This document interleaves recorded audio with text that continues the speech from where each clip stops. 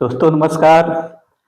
और OP golden academy जो हमारा यूट्यूब चैनल है उसमें आप सभी साथियों का स्वागत है।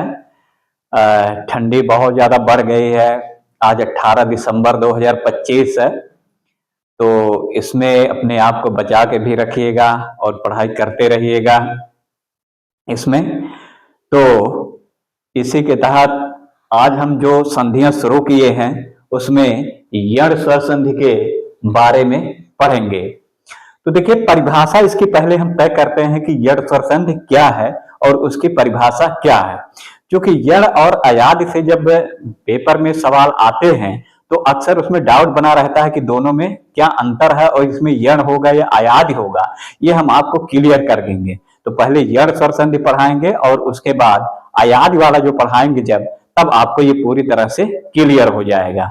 तो देखिए, एक परिभाषा इसकी बना लीजिए और कि यदि ई आब्लिक ई के बाद कोई भिन्न स्वर आए तो ई आब्लिक ई के स्थान पर या हो जाता है। ऊ आब्लिक ऊ के स्थान पर कोई भिन्न स्वर आए तो ऊ आब्लिक ऊ के स्थान पर वा हो जाता है। तथा यदि री के बाद कोई भिन्न स्वर आए तो री के स्थान पर रा हो जाता है। ये आपकी परिभाषा बन गई।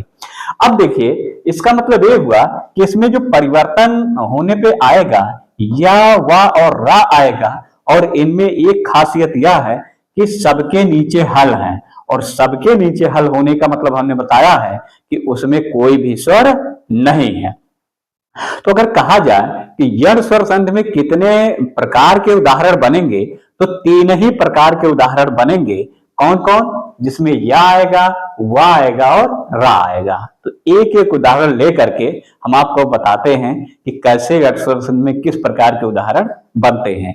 तो पहले हम या वाले उदाहरण लेंगे कि जो कि परिवर्तन या में होगा। तो जैसे हम लिखते हैं पहला उदाहरण, अति और धन अल्प। अब देखिए, प्लस के इस साइड में स्वर है और यहां पे छोटी मात्रा है ता पे। तो पहले तो इस स्वर को अलग कर लीजिए यहां पे। तो हमारे पास एक तरीका है कि ता के नीचे हल लगाइए और छोटी की मात्रा है तो छोटी का स्वर अलग कर दीजिए। अब यहाँ पे जो अल्प है इसको इसी तरह से उतार दीजिए। आ गया यहाँ पे। अब ई के बाद देखिए भिन्न स्वर है, ई आब्लिक ई के बाद भिन्न स्वर आए तो ई आब्लिक ई के स्थान पर या हो जाएगा। तो ई के स्थान पर बदल दीजिए किसमें? या में। और यहाँ पे अल्प उतार लीजिए इस तरह से, और यहाँ पे अब जो बचा है ऐसे उतार दीजिए। अब इस जो आ वाला है इस स्वर को इसमें ले आइए तो हल को हटा देगा, और इस ता के नीचे जो हल है इसको हटाइए तो ता को इस तरह, और इसको लिख सकते हैं अत्यल्प इस तरह से। तो अल्प का मतलब तो थोड़ा होता ही है, और अति लगा दिए तो इसका मतलब ये हो गया कि अधिक, मतलब थोड़ा से भी ज्यादा थोड़ा, यानी बहुत कम जो होता है वही क्या होता है? अत्यल्प होता है। अब हम इसका एक उदाहरण और लेते हैं।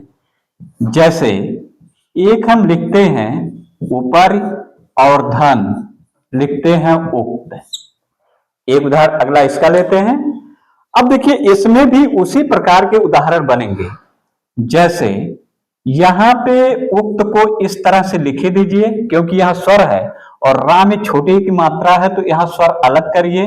तो रा के नीचे हल और छोटी। अब देखिए, ई के बाद ऊ आया है और ऊ क्या है? ई से भिन्न स्वर है। तो यहाँ पे ई का परिवर्तन किसमें होगा? या में।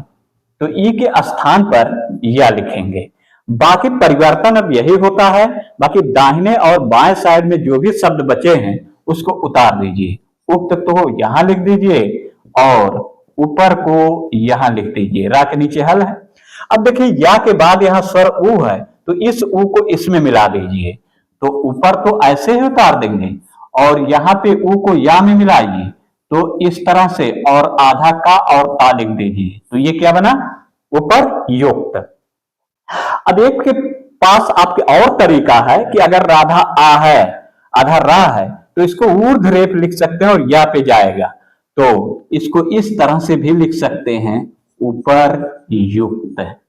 ऊपर युक्त। ये शब्दावली आपकी सही, चाहे इस रूप में लिखिए या इस रूप में लिखिए, तरीका दोनों ही सही है। लेकिन एक चीज हम यही बता रहे हैं, जैसे उपर्युक्त शब्द सही है, लेकिन अगर कहीं भी इस तरह से कहीं भी उपरोक्त लिखा हो, उपरोक्त, तो ये शब्द वर्तनी की दृष्टि से गलत है। तो उपरोक्त कहीं भी लिखा हो तो वो शब्द वर्तनी की दृष्टि से गलत होगा। कहीं भी लिखेंगे, आज लिखने पढ़ने में कहीं भी उपयोग करेंगे तो सही शब्द इसका क्या होता है? उपर्युक्त। ऊपर का मतलब ऊपर, उक्त का मतलब कथन, यानी जो ऊपर कथन कहा गया है उसी को हम कहते हैं उपर्युक्त। तो संधि के नियमानुसार उपर्युक्त शब्द बना है, अतः वर्तनी की दृष्टि से भी क्या होगा? सही होगा। तो ये एक उदाहरण हमने दिया, इसमें का 3 प्रकार के जो उदाहरण बनेंगे या वाला। अब हम लेते हैं वा को, कि वा में किस प्रकार के उदाहरण बनेंगे। तो इसको हम हटाते हैं और वा वाला उदाहरण आपको समझाते हैं कि वा वाले कैसे बनेंगे। तो इसमें एक बहुत ज्यादा शब्दावली और परीक्षाओं में भी पूछा जाता है, तो उस उदाहरण को हम पहले ले रहे हैं। तो देखिए, ये उदाहरण है शुभ और धन आगत, यही शब्द है, स्वागत बनेगा। लेकिन स्टेप बाय स्टेप हम बात बता रहे हैं। अगर आपको क्लियर है तो शुभ धन आगत बराबर स्वागत एक लाइन में भी लिख सकते हैं, लेकिन स्टेप बाय स्टेप समझेंगे तो जो लोग नए हैं, अभी शुरुआत किए हैं हिंदी पढ़ना, या जिनको संधियों में दिक्कत होती है, पूरी तरह से क्लियर हो जाएगा। तो देखिए ये शब्द बनेगा कैसे। तो आगत को यहाँ पे लिख दीजिए, आगत, और यहाँ पे सा के नीचे हल लगाइए और ऊ का स्वर अलग कर लीजिए, क्योंकि हमारे पास तरीका ये हिंदी व्याकरण में है। अब देखिए ऊ के बाद यहाँ पे भिन्न स्वर आया है, और ऊ के बाद अगर कोई भिन्न स्वर आए तो ऊ का परिवर्तन किसमें होगा? वा में। तो ऊ के स्थान पर वा लिख दीजिए, वा के नीचे हल है, और आगत को इधर उतार दीजिए और यहाँ पे सा के नीचे हल लगाइए, यानी इसमें स्वर नहीं है। अब इस आ को वा में ले आइए तो वहां पर बड़क मात्रा बनेगा, और सा में से क्या करेंगे?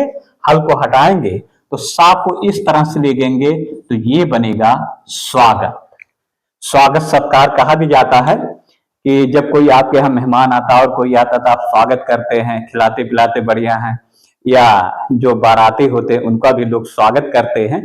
तो स्वागत सत्कार वही होना, यानी सम्मान देना, इज्जत देना, वही स्वागत है। अब इसका एक उदाहरण हम और लेते हैं। जैसे मान लीजिए आप लिखते हैं अनु और धन आय, तो वही नियम लगाएंगे, जो नियम है वो नियम इसमें भी काम करेगा। तो आय को यहीं पे लिख दीजिए, यहाँ पे तो स्वर है ही, और ना के नीचे हल लगाइए, तो कौन सा स्वर अलग होगा? कौन सा स्वर अलग होगा बताइए इसमें से जल्दी। हाँ, तो ध्यान रखिएगा, इसमें छोटा ओ की मात्रा है तो छोटा ओ का स्वर अलग कर लीजिए। अब यहाँ छोटा ओ के बाद आ आया है, और आ क्या है? स्वर है, लेकिन ऊ से भिन्न है, तो ऊ के स्थान पर क्या लिखेंगे? वा लिख दीजिए। तो इसी के स्थान पर यहाँ वा बांड हम लगा दे रहे हैं, इसलिए ताकि क्लियर हो जाए कि परिवर्तन इसी ऊ में हुआ और किसी में परिवर्तन नहीं हुआ। अब इसको उतार दीजिए और अ को यहाँ लिख दीजिए, और यहाँ पे अन लिख दीजिए, ना के नीचे हल। अब देखिए वा के नीचे हल है, इसका मतलब ये हुआ कि इसमें स्वर नहीं है, और यहाँ पे आ का स्वर है, तो आ के स्वर को वा में मिला दीजिए यहाँ पे, और अन को ना को इस तरह से भी लिख सकते हैं, और वह ये हुआ अन्वय। अन्वय मतलब क्या होता है?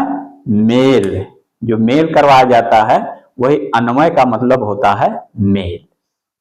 तो अब हम वा के उदाहरण आपको दे चुके हैं, अब हम उदाहरण लेते हैं जिसमें रा में परिवर्तन होगा रे का। तो रे वाले उदाहरण अब हम देखते हैं कि किस प्रकार से इसमें बनेंगे। अब देखिए री का उदाहरण में हमें पहले री चाहिए, फिर उसके बाद भिन्न स्वर आई चाहिए। तो हम लिखते हैं ये मातृ और धन आज्ञा लिख देते हैं।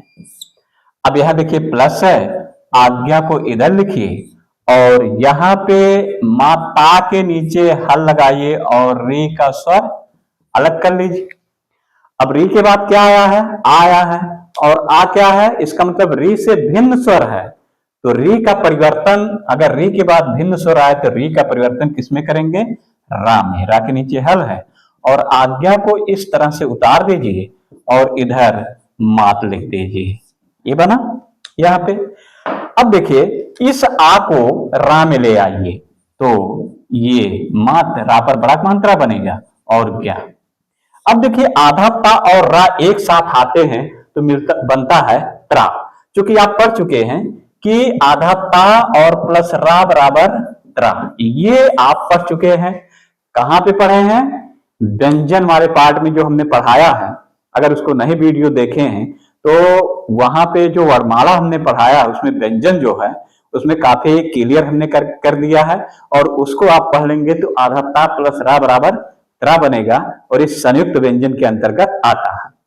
देखिए वही इसका प्रयोग करिए, आधा ता और रा को एक साथ मिला दीजिए तो इसी को लिख सकते हैं मात्राज्ञा, यानी माता की आज्ञा। अब देखिए एक सवाल आता होगा कि ये रूप लिखें या ये रूप लिखें।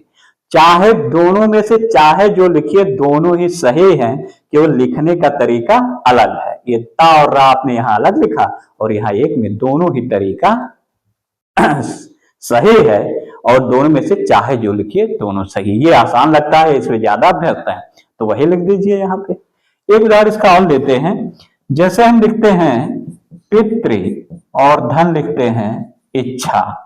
अब इच्छा को इधर लिख दीजिए क्योंकि इसकी शुरुआत स्वर से हुआ है और ता में से स्वर को निकालेंगे तो यहां हल लगाएंगे और री का स्वर अलग होगा और री के बाद ई आया है तो ई आने का मतलब हुआ भिन्न स्वर है, तो री का परिवर्तन किसमें होगा? रा में। सारे नियम यही लिखे हैं हमने, तो रा में और यहाँ पे इच्छा लिख दीजिए। अब देखिए यहाँ पे ये जो शब्द बचे हुए हैं पित, इसको ऐसे उतार लेंगे।